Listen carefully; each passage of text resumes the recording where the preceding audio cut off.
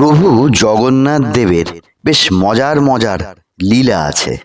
প্রভু কিন্তু সমস্ত ভক্তদের নিয়ে, সন্তানদের নিয়ে খুব মজা করতে ভালোবাসেন। দেখা যায় কখনো জগন্নাথ দেব শ্রীক্ষেত্রে নেই, দেখা যাচ্ছে না। আবার কিছুক্ষণ পরে দেখা গেল না, দৃষ্টি বিভ্রম হয়েছে, ওই তো প্রভু স্ব-আসনে বসে আছেন। এই রকম ধরনের অনেক কিছু দেখা যায়। তা একদিন রাতে দেখা যাচ্ছে কি জগন্নাথ দেব রাস্তা দিয়ে হাঁটছেন।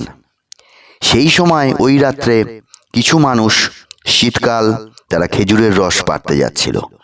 তারা বলছে যে একই এটা কি, এই মানুষটা কি কি অদ্ভুত। তারা পেছন পেছন যত ছুটছে, সেই অদ্ভুত মানুষটা ততই তাড়াতাড়ি চলে যাচ্ছে। উল্টো দিক থেকে আসা আর একজন মানুষ। এইবার সেই প্রভু কিন্তু পেছন ফিরলেন সেই মানুষটার দিকে।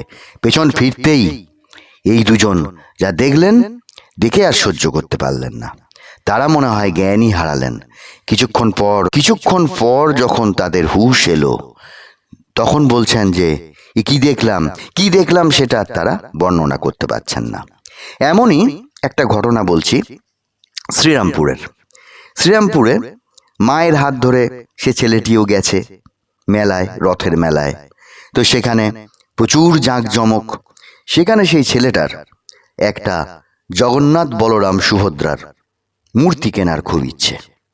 এইবারে সে মায়ের কাছে বায়না করছে, কিন্তু তার আগে ঘূর্ণি, এটা ওটা আরো কিছু কিনে ফেলেছে, কিছু খেয়েওছে মেলায় মায়ের সঙ্গে।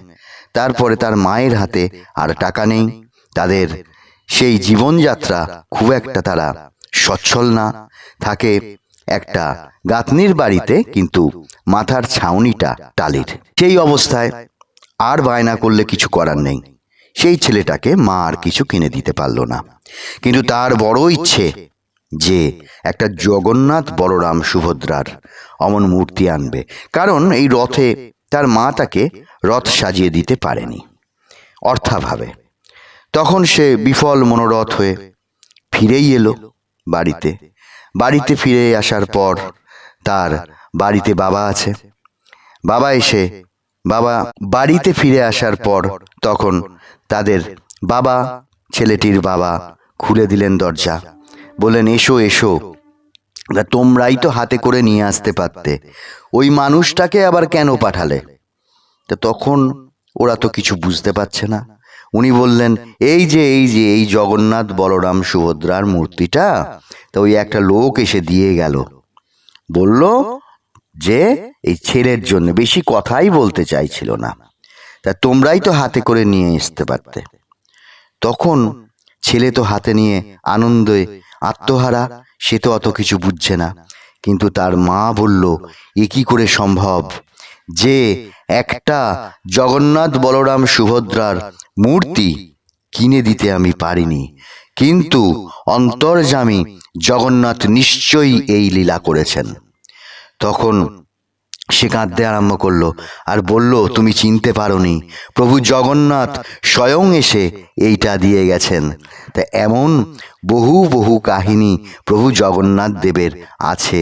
কারণ শ্রীকৃষ্ণ বলেছিলেন, কলিতে আমি শ্রীক্ষেত্রে জাগ্রত থাকব, আমি ওখানে লীলা করব। এখানে কিন্তু শ্রীকৃষ্ণ জগন্নাথ রূপে রসিক, তিনি মজা করেন, ঠাট্টা করেন। কখনো কারুর গাছের আম পেড়ে নিয়ে আসছেন, কখনো এটা ওটা করছেন, দুষ্টুমি করছেন। সেই বৃন্দাবনের শ্রীকৃষ্ণ যে কিশোর বেলায় যে দুষ্টুমি করতেন, জগন্নাথ প্রভুর মধ্যে পূর্ণ মাত্রায় কিন্তু এই দুষ্টুমিটা আছে। প্রভু জগন্নাথ এই জন্যে বিভিন্ন রকম দুষ্টুমি করেন তার ভক্তদের নিয়ে।